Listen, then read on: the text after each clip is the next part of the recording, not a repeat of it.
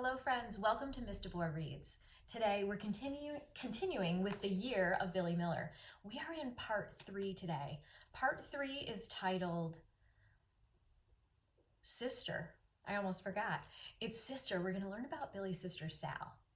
So far what we've talked about in the story is part 1, teacher. And actually it begins not so much with his teacher. It is the first day of school. But we hear about a little accident that Billy has when they go to visit the Jolly Green Giant. We find out that Billy lives across Lake Michigan from us in Wisconsin, and they had traveled to see in Minnesota, and that's where they saw the Jolly Green Giant. And remember, he falls and bonks his head, and it makes him a little bit concerned about entering 2nd grade. Am I going to be smart enough? But he finds out as he meets the amazing and lovely Miss Silver that he is most definitely smart enough. And he really takes that as a compliment. We meet his friend Ned. We meet kind of a class, not really a bully, but just a really confident, bossy girl named Emma. And we'll continue to meet those characters through Billy in this next section titled Sister. He's not quite back at school. This one's really going to focus on him and his sister. Remember in part 2, though, also titled Father, we learned a little bit about Billy's dad, that he is an artist and he creates things. And Billy created a diorama in class, and then his dad gets the idea from Billy that perhaps he might use some of his collection of old cigar boxes to create something. And that's where this chapter begins, where some of those appendages, those creations that he made, which are really dioramas inside a cigar box, Papa, who Billy is now trying to call Dad, and Mama are traveling to Chicago for an art show. And Billy and Sal are home with the babysitter, Gabby. Tune in today to find out what happens in The Year of Billy Miller. The Year of Billy Miller by Kevin Henkes. The way the book is organized, as a refresher, is in parts. Part 1, teacher. Part 2, father. Part 3, sister. And part 4 is mother. We are on part 3, sister. Here we go. We're going to get right into it. The way that this book is also organized is that it's the very beginning of the school year at the beginning. So it must be maybe September or end of August, and then they move into the fall, right, where it's the fall season. So it'll be interesting to see where we are when part 3 begins. It's part of his whole second grade school year. So let's see. Chapter 1. Billy Miller hated his sister. At least right now he did. Not my favorite word, but sometimes it really helps identify an emotion, and it sounds like Billy is really upset. Let's find out why. Right now he did. Sal was crying, wailing, really, so loudly that Billy had gone to his room, shut the door, flung himself on his bed, and buried his head under his pillow. The crying continued, and Billy could not escape it. The sound penetrated the pillow. Then it seemed to be coming from deep inside him like an extra, throbbing, irritating pulse. Finally, the crying stopped. Billy didn't believe it at first. He pushed aside his pillow and cocked his head. Nothing. He rolled off his bed and tiptoed to the door. He opened it a crack. Not a sound. Tentatively, he headed downstairs to check out the situation. He stopped on the landing and looked out the window. It was dark. The street light at the corner was on, illuminating the falling snow. Like dandelion fluff, The snow drifted slowly to the ground, and Billy continued quietly down to the living room. Aha, we've changed seasons, haven't we? Winter. Maybe it's January. Let's read. Sal was on the couch, nestled against Gabby, Sal and Billy's babysitter. Sal was silent, but her body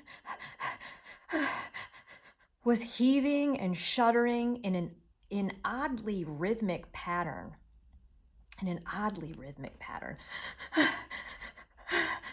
Gabby was stroking Sal's hair.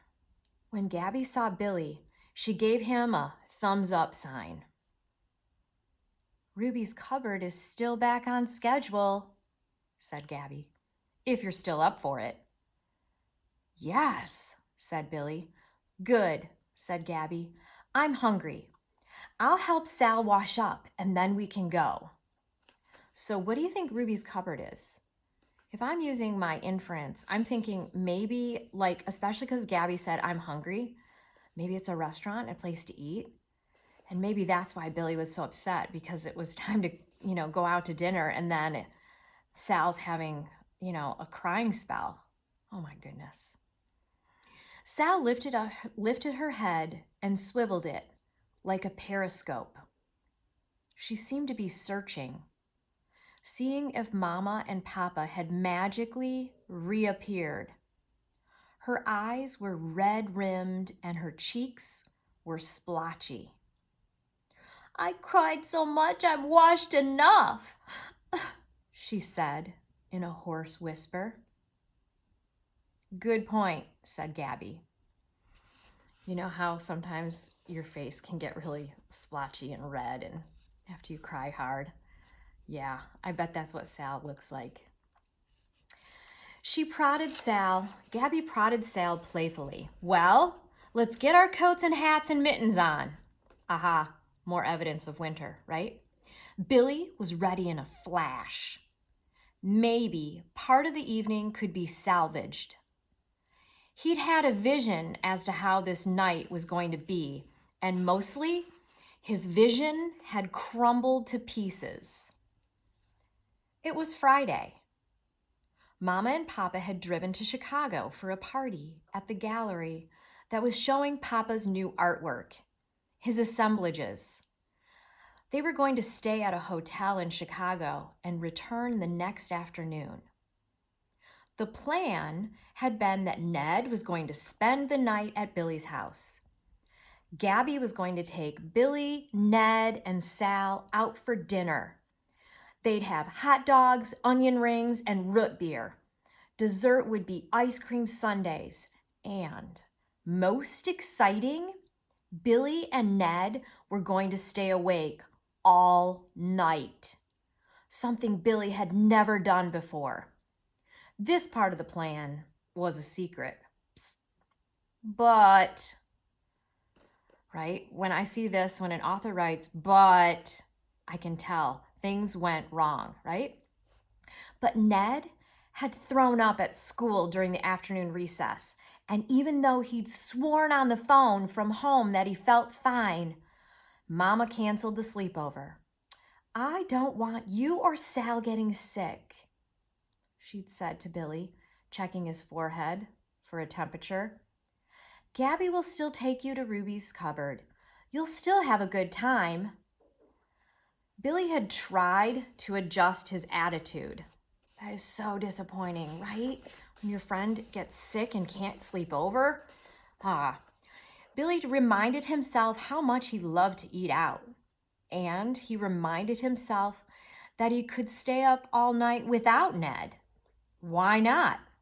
It would still be one of the major events of his life. But then, another but. But then, as Mama and Papa drove away, Sal burst into tears. A delayed reaction, as if something inside her suddenly broke or popped or was switched on. She was hysterical. Gabby, Billy, and even the Drop sisters were powerless to soothe her. The gushing of tears went on and on and on. Billy couldn't stand it. He put his hands over his ears. He'd gone from trying to be helpful to being annoyed to feeling angry. Can we go now, please? He repeated loudly over the relentless crying. I'm working on it, Gabby said calmly. We might just have to eat here, she told Billy. Billy curled his lip. No, he said. And that's when he stormed up to his room, hiding and seething. And that's where he'd stayed until the crying had stopped. At last, things were back on track.